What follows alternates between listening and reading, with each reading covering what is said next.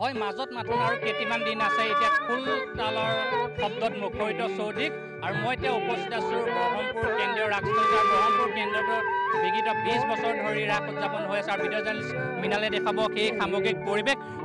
বৰ্তমান এই ৰাসস্থলীত নগাঁও জিলাৰ লগতে ইয়াৰ চুবুৰীয়া জিলাসমূহলৈ ইয়ালৈ যুৱতীসকল আহে এই ৰাসত অংশগ্ৰহণ কৰিবলৈ আৰু ব্ৰহ্মপুৰৰ ৰাস বুলি ক'লে এখন সুকীয়া মানদণ্ড আছে আৰু সামাজিক মাধ্যমতো ইতিমধ্যে ব্ৰহ্মপুৰ কেন্দ্ৰীয় ৰাসৰ এক বহলভাৱে প্ৰচাৰ হৈছে আৰু এই মূলতে এই ৰাসখনৰ বিশেষ আকৰ্ষণ হৈছে যে যত গোপী তত কৃষ্ণ লৈ পেলাই প্ৰতি বছৰে ৰাস অনুষ্ঠিত হৈ আহিছে আৰু দেখা পোৱা গৈছে অঞ্চলৰ বিভিন্ন যুৱতীসকল বা জিলাখনৰ বিভিন্ন প্ৰান্তৰ যুৱতীসকলে ইয়াত অংশগ্ৰহণ কৰিছে আৰু এই ৰাসখন বুলি ক'লে যুৱতীসকলে অতি আগ্ৰহেৰে ৰৈ থাকে যিহেতু বিগত দুবছৰে কৰোণা মহামাৰীৰ বাবে ৰাস অনুষ্ঠিত কৰাৰ ক্ষেত্ৰত কিছু বাধাৰ সৃষ্টি আহিছিলে কিন্তু এইবাৰ চৰকাৰে কিছু SOPৰ জৰিয়তে কোভিড সৃষ্ট পৰিৱেশ মানি পেলাই ৰাস অনুষ্ঠিত কৰিবলৈ অনুমতি প্ৰদান কৰিছে সেয়েহে দিনে নিশাই এতিয়া ৰাসৰ আখৰা চলি আছে মই পোনে কিছু যিসকল যুৱতীত অংশগ্ৰহণ কৰিছে তেওঁলোকৰ উপস্থিত কিমান দিনীয়া প্ৰস্তুতি আজি প্ৰায় 25 দিন মানে হৈ গ'ল যিহেতু 20 তাৰিখে ৰাস আমাৰ লক্ষী পূৰ্ণিমা দিনাখনি নাট খুলিছে এতিয়া প্ৰায় এমাহে ওচৰা-ওচৰি প্ৰস্তুতি বহুত ভাল লাগিছে আৰু একে যুৱতী আছে তুমি ক'ৰ পৰা আহিছা মই ইয়াৰে হয় পুতনি কেনে অনুভৱ ব্ৰহ্মপুৰ কেন্দ্ৰীয় ৰাসত অংশগ্ৰহণ ব্ৰহ্মপুৰ কেন্দ্ৰীয় ৰাস বুলি ক'লে এটা অন্যতম সুকীয়া সাংস্কৃতিক গোষ্ঠী বুলি কোৱা হয় ব্ৰহ্মপুৰ কেন্দ্ৰীয় ৰাসত আহিবলৈ সকলোৰে এটা হেঁপাহ থাকে মই ইয়াৰ আগৰবাৰো আহিছোঁ এইবাৰো আহিছোঁ ইয়াৰ মানুহখিনিৰ লগত জড়িত হৈ বহুত ভাল লাগিছে আহিব 20 তাৰিখে মই আৰু কিছু একাংশ যুৱতী আছে মই তেওঁলোকৰ পৰা কিছু মনৰ ভাৱ ল'ব বিচাৰোঁ তুমি কিমান দিন ধৰি এই ৰাসত অংশগ্ৰহণ কৰি আহিছা মোৰ এইবাৰ সৈতে 11 বছৰ মই ইয়াত কৃষ্ণৰ ভাও নাচি আহিছোঁ বহুত ভাল লাগে ইয়াত নাচিবলৈ পাই কেনে অনুভৱ এই ৰাসত অংশগ্ৰহণ কৰি এই ৰাসত অনুভৱ কৰি মানে অংশগ্ৰহণ কৰি মই নিজকে সৌভাগ্যৱান বুলি ভাবোঁ ইমান দূৰ দূৰণিৰ পৰা ছোৱালী আহে গতিকে খুব ভাল লাগে ধন্যবাদ নিশ্চয় ক'ব লাগিব যে কভিডৰ ভয়াৱহতাৰ সময়ত মানুহৰ সেই ৰং ৰহস্য নাইকিয়া হৈ গৈছিলে কিন্তু কভিডে কিছু শিথিলতা অহাৰ লগে লগে সেই ৰং ৰহস্য যেনিবা পুনৰ যেনিবা ঘূৰি আহিছে তেনে দেখিবলৈ পাইছে আৰু ভিডিঅ' জাৰ্নেলিষ্ট মৃণালে দেখুৱাইছে সামগ্ৰিক পৰিৱেশ আৰু ইতিমধ্যে যুৱতীসকলে অংশগ্ৰহণ কৰি আছে মই যিজন পৰিচালক আছে আপুনি ইয়াত পৰিচালকৰ দায়িত্ব গ্ৰহণ কৰিছে আপোনালোকৰ ৰাসখন বিশেষ আকৰ্ষণ কিয় আমাৰ ৰাসখন বিশেষ আকৰ্ষণ এইকাৰণে যে আমাৰ ইয়াতে কৃষ্ণৰ চৰিত্ৰত 18গৰাকী যুৱতীয়ে অভিনয় কৰিব লগতে শিশু কৃষ্ণ দুটি আছে মুঠ 20টা কৃষ্ণই আমাৰ ইয়াত অংশগ্ৰহণ কৰিব আৰু আমাৰ শংখচূৰত 5গৰাকীয়ে অভিনয় কৰিব আৰু তাৰ বাদেও আমি গুৰুজনাৰ অমৰ সৃষ্টি কেলিগোপাল নাথ ভাগক আমি ধৰ্মীয় পৰম্পৰা অক্ষুণ্ণ ৰাখি যিমানখিনিলৈকে পাৰোঁ অক্ষুণ্ণ ৰাখি আমি বাস্তৱসন্মতভাৱে কিছু আধুনিক ৰূপৰেখাৰে আমি নাটকখন উপস্থাপন কৰোঁ সেই চৰকাৰে যিহেতু SOP দিছে আৰু SOPত কিছু নীতি নিয়ম এবাৰ দিছে সেই নীতি নিয়মখিনি পালন কৰিবৰ ক্ষেত্ৰত আপোনালোক কিমান সামৰ্থ্য হ'ব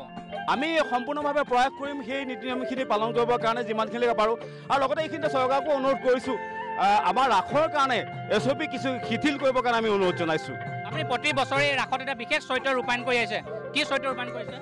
মই ইয়াতে কংসৰ চৰিত্ৰ অভিনয় কৰি আছোঁ এইবাৰো কৰিম কিছু সংলাপ হ'লে ভাল হ'ব নিশ্চয়কৈ মই অকণমান প্ৰয়াস কৰিছোঁ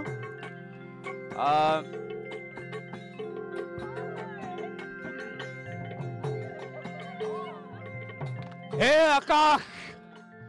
হে বায়ু হে তৰুতীৰ্ণ আৰু যত জীৱগণ শুনিলাহা আকাশী বাণী শুনা সৰ্বজন দৈব্যকিৰ অষ্টমে পুত্ৰে মূৰ লব্য প্ৰাণ মূৰ লব্য প্ৰাণ এয়া আছিলে শংকৰ অৱতীৰ্ণ কৰা আৰু এখন ৰাস যেতিয়া